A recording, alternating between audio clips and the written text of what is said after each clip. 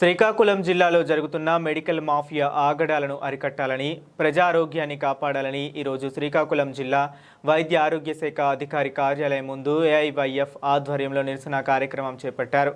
జిల్లాలో private, corporate hospitals దోపిడీ కొనసాగుతుందని, ఫార్మాసిస్టు లేని మెడికల్ షాపులను సీజ్ చేయాలని అన్నారు. జిల్లా వ్యాప్తంగా ఇటీవల కాలంలో ప్రైవేట్ హాస్పిటల్స్ మరియు మెడికల్ షాపులు పూర్తిగా నిబంధనలకు ఉల్లంఘిస్తూ ధనదార్జన్యమే లక్ష్యంగా పనిచేస్తున్నాయని అన్నారు.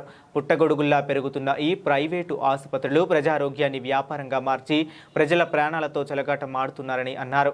పేద మరియు మధ్యతరగతి కుటుంబాల బలహీనతను ఆసరాగా చేసుకుని అవసరానికి మించిన బిల్లులు, అవసరం లేని పరీక్షలు, చికిత్సలు చేయించడం ద్వారా వారి ఆర్థిక పరిస్థితిని దెబ్బతీస్తున్నాయని అన్నారు.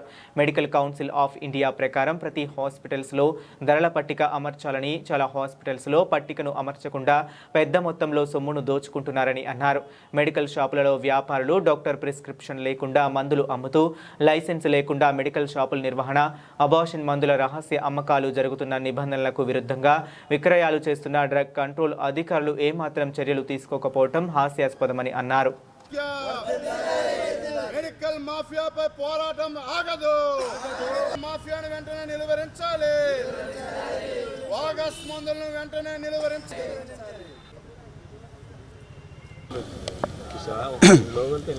నా పేరు కొన్న శ్రీనివాస్, ఏఐవైఎఫ్ శ్రీకాకుళం జిల్లా ప్రధాన కార్యదర్శి. ఈరోజు all India youth federation AIYF ఆధ్వర్యంలో రాష్ట్ర వ్యాప్తంగా అన్ని జిల్లా కేంద్రాల్లో కూడా మెడికల్ మాఫియాపై చర్యలు తీసుకోవాలని నిరసన కార్యక్రమం చేపడుతూ ఉన్నాం. ప్రధానంగా శ్రీకాకుళం జిల్లా మెడికల్ హబ్గా, మెడికల్ మాఫియాగా మారిపోయింది. కార్పొరేట్, ప్రైవేట్ ఆసుపత్రులు వేలాదిగా, వందలాదిగా పుట్టుకొచ్చాయి.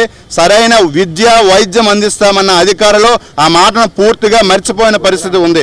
ఈరోజు సామాన్య ప్రజలు, మధ్యతరగతి ప్రజలు, బడుగు బలహీన వర్గాల ప్రజలు వైద్యం చేసుకోవడానికి హాస్పిటల్కి వెళ్ళినట్లయితే ఓపీ ఫీజు నుంచే 500-1000 రూపాయల నుంచి వారి యొక్క దందా ప్రారంభిస్తూ ఉన్నారు.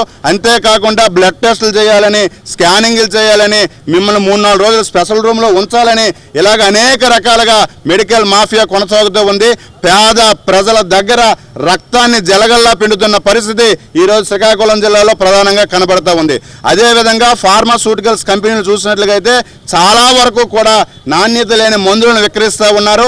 అదేవిధంగా పర్మిషన్ లేవు, వాటికి కూడా పర్మిషన్ లేకుండా వారిని హవాను కొనసాగుతూ ఉన్నారు. మెడికల్ షాపులు చూసినట్లయితే డాక్టర్ ప్రిస్క్రిప్షన్ లేకుండా మందులు బయట ఇవ్వడానికి వీలు లేదు.